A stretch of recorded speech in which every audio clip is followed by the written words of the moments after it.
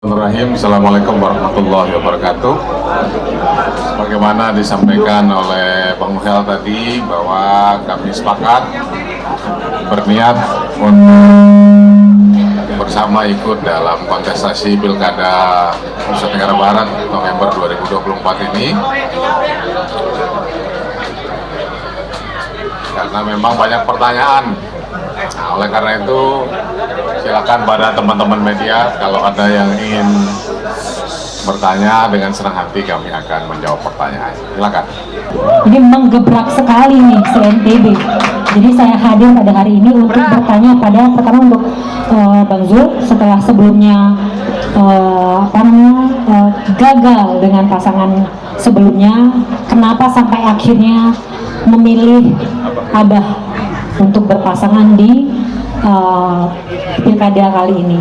Dan kedua untuk Abah, setelah ribut poros tengah, beberapa kandidat yang katanya semuanya potensial di Lombok Tengah, dan Abah sendiri punya integritas yang tinggi tentunya di Lombok Tengah setelah menjadi bupati dalam 2 periode lalu, kenapa sampai akhirnya Abah mau tapi sebagai wakil gubernur? Sekian pertanyaan saya, terima kasih. Baik, terima kasih. Om, izin pertanyaan dulu, 3? Langsung jawab, boleh, silakan. Supaya nggak ngantuk. Boleh. Jadi begini, sekarang banyak kewenangan untuk merekomendasikan dan memutuskan siapa-siapa yang akan diusulkan oleh partai politik itu untuk menjadi gubernur, itu keputusannya di DPP. Jadi memang tidak semuanya bisa diputuskan dengan mudah, karena pengalaman kami di DPR jadi pimpinan partai dan pimpinan fraksi di pusat, yang dipikirkan bukan hanya Nusa Tenggara Barat tapi juga konfigurasi di daerah-daerah lain, termasuk misalnya mitra koalisinya seperti apa. Nah, di NTB ini kebetulan kami partai PKS ini punya kursi 8, jadi belum bisa mengusung secara mandiri calon yang akan diusung untuk maju dalam kontestasi pilkada ini. Jadi butuh mitra koalisi partai yang lain. Nah, kebetulan komunikasi yang lebih hangat, lebih intensif itu dengan partai-partai lain juga terjalin, tapi pada Golkar karena sudah ada surveinya. Nah, survei Golkar itu dilihat di antara 4 orang yang dilakukan surveinya itu, Bang Muhel itu paling tinggi. Nah, oleh karena itu mereka objektif, rasional. Kalau memang Bang Zul berkenan untuk didampingi oleh Pak Muhel, maka Partai Golkar siap berkoalisi dengan PKS di Pilkada Nusa Tenggara Barat. Tetapi ini belum final, karena dalam prosedur Partai Golkar itu nanti ada survei yang kedua dan ketiga. Nah, yang kemarin itu Bang Muhel masih sendiri. Nah, nanti mungkin survei yang kedua sudah melihat survei pasangan. Nah, mudah-mudahan kenapa kami memutuskan untuk segera deklarasi, supaya tidak ada keraguan masyarakat lagi. Benar nggak Pak Muhel maju mendampingi Bang Zul? Benar nggak Partai Golkar akan mengusung kadernya untuk berkoalisi dengan PKS ini itu? Jadi supaya keraguan ini tidak mengalir sampai jauh gitu.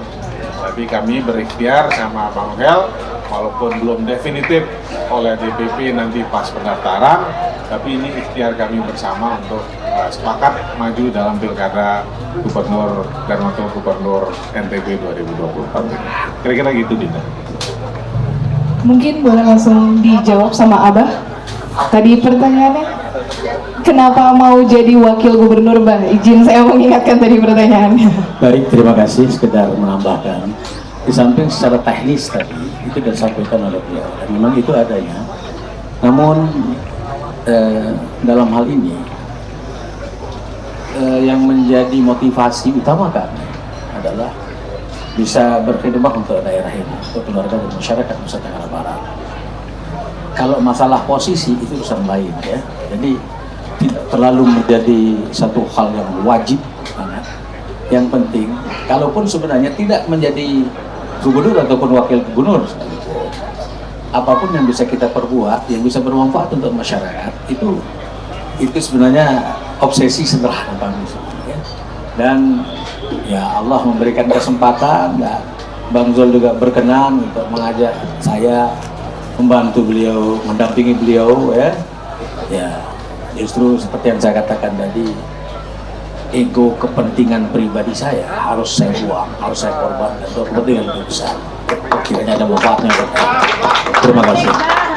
Mungkin untuk menjawab pertanyaan atau keraguan masyarakat soal partai, berapa persen kemudian jaminan partai itu akan mengusung paket Bang Zul sama Abah Huhel, karena hari ini bisa kita berhitung masih dinamis, semua orang masih berlari-lari dengan sekencang-kencangnya untuk bisa mendapatkan partai yang satu dengan partai yang lain.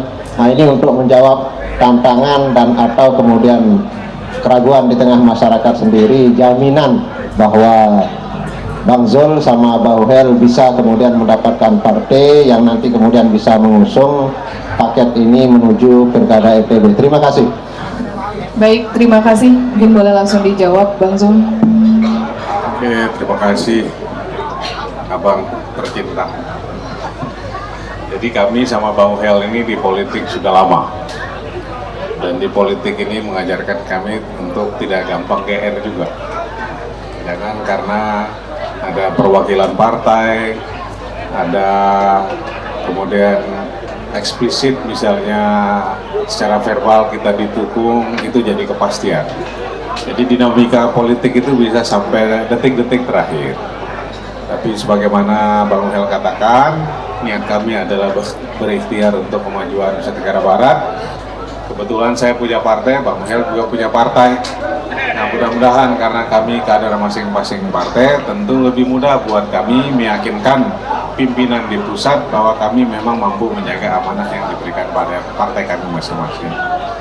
Tapi tidak menutup kemungkinan akan ada partai-partai lain yang bergabung yang punya visi dan keinginan yang sama. Dan selama ini kami sudah membangun komunikasi dan hampir semua partai politik. Nah, jadi kami sudah membangun komunikasi dan rata-rata juga hampir semua partai itu masih wait and see hasil survei masing-masing. Karena mereka juga akan melihat elektabilitas masing-masing calon. Nah, saya misalnya tidak kegeeran dan harus siap juga, tahu-tahu nanti 3 bulan terakhir tahu-tahu elektabilitas Bang Hel paling tinggi. Nah, saya kira Partai Golkar akan realistis, akan mengusung Pak Hel jadi calon gubernurnya. Kita juga tahu diri kalau ternyata sampai last minute nanti elektabilitas saya jelek, kita tidak akan memaksakan diri untuk maju juga karena masyarakat ternyata tidak menerima dengan baik kehadiran kita. Jadi gitu Bang. Jadi kita akan berusaha terus setidaknya memaksimalkan proses yang sudah dilakukan di partai kami masing-masing, tapi juga tidak menutup kemungkinan berkomunikasi dengan lebih banyak partai yang lain. Ya kita nggak tahu, hidup aja bisa, belum tentu kita masih hidup besok, apalagi pasti, nggak ada yang pasti. Jadi kalau menurut saya ini tuh jangan dijadikan headline.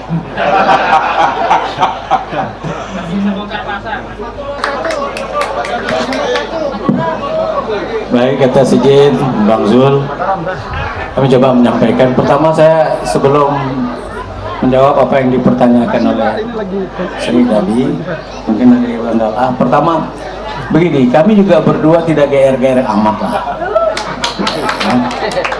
Ya, tidak gede rasa yang tanpa perhitungan. Ya. Ini prosesnya juga untuk menuju hari ini itu cukup lama, ya, cukup lama. Dan kalau kiranya partai ini tidak ada sinyal yang positif dan memberi gambaran prosentasenya cukup tinggi untuk bisa terwujud ya seperti apa yang kita harapkan, ya tidak GR Pak juga kita mau ngomongkan seperti ini ya, itu dulu. Akan halnya dengan apa yang dipertanyakan oleh Linda Sri tadi. Jadi kalau apa namanya survei yang dilakukan ya dalam waktu dekat ini, masa 2 tahun yang lalu kita mau ngomongkan hari ini, ya kan? Nah, insya Allah. Nah, seperti apa yang disampaikan oleh Bang Zul tadi, ya tidak ada yang semua harus pasti gitu ya. Memang ada proses. Tetapi kami pun tidak akan berani menyatakan bersama dengan beliau tanpa ada gambaran restu ya dan persetujuan. Nah, namun untuk menuju persetujuan yang baku itu ya, yang definitif itu ada mekanisme, ada proses. Tetapi kepada kami berdua, lebih-lebih kepada beliau di PKS dan di Golkar juga ada mekanisme yang harus dilalui ya. Dan kami seperti yang kami sampaikan tadi bahwa kami dipanggil oleh DPP, ya. Bahkan dari perwakilan DPP mengatakan Bismillah, lakukan apa yang mesti harus dilakukan, persiapan. Itu dulu ya. Namun untuk bisa definitif ini ada proses, dan insya Allah ya kami tidak akan berani melakukan kegiatan hari ini, ya. Dan juga masa kami akan membuat lubang untuk malu berdua kami ini, ya. Hanya sekadar ucuk-ucuk gitu ya, ucuk-ucuk yang bohong-bohongi masyarakat dan merusak diri kami berdua, ya. Nah, itu jamak-jamak jawabannya, ya. Tunggu aja. Kalau mengenai tadi gambarannya secara umum, ya ini yang kondisi hasil survei tentu pada kesempatan terakhir, ya. Dan surveyor ataupun lembaga survei yang melakukan itu tidak abal-abal juga, ya. Tidak main-main, ya. Kalau ditanya selain masalah survei, apa saja yang membuat akhirnya pilihan jatuh pada Bang Noel? Di samping sudah kenal lama juga, yang ternyata kan ada yang objektif, rasional, ada juga yang nggak rasional. Ternyata Bu Niken bersahabat dengan ibunya. Nah, itu kalau sudah begitu. Bu Niken bersahabat sama istrinya Bang Noel.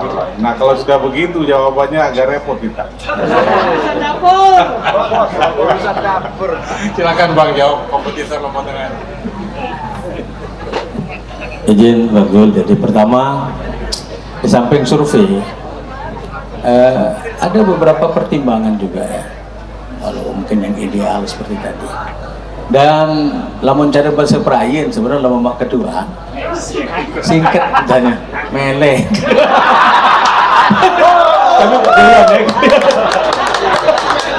Tapi ya, tentu penuh pertimbangan, ya. Seperti tadi. Kalau kita mau ikuti asal keinginan pribadi, susah katanya. Ada itu. Tadi saya singkirkan kepentingan pribadi saya, ego saya, gengsi saya, ya untuk kepentingan yang lebih besar, insyaallah, ya. Dan harus kita akui, ya, jangan karena kita ada kesamaan keinginan ataupun obsesi cita-cita, lalu kita akan menafikan bagaimana kelebihan-kelebihan yang ada pada diri beliau, ya. Kita harus akui lah, tidak hanya semata-mata survei. Kita sebagai masyarakat Nusa Tenggara Barat, ya tentu sudah merasakan, ya, manfaat pengkhidmatan beliau kepada kita, ya.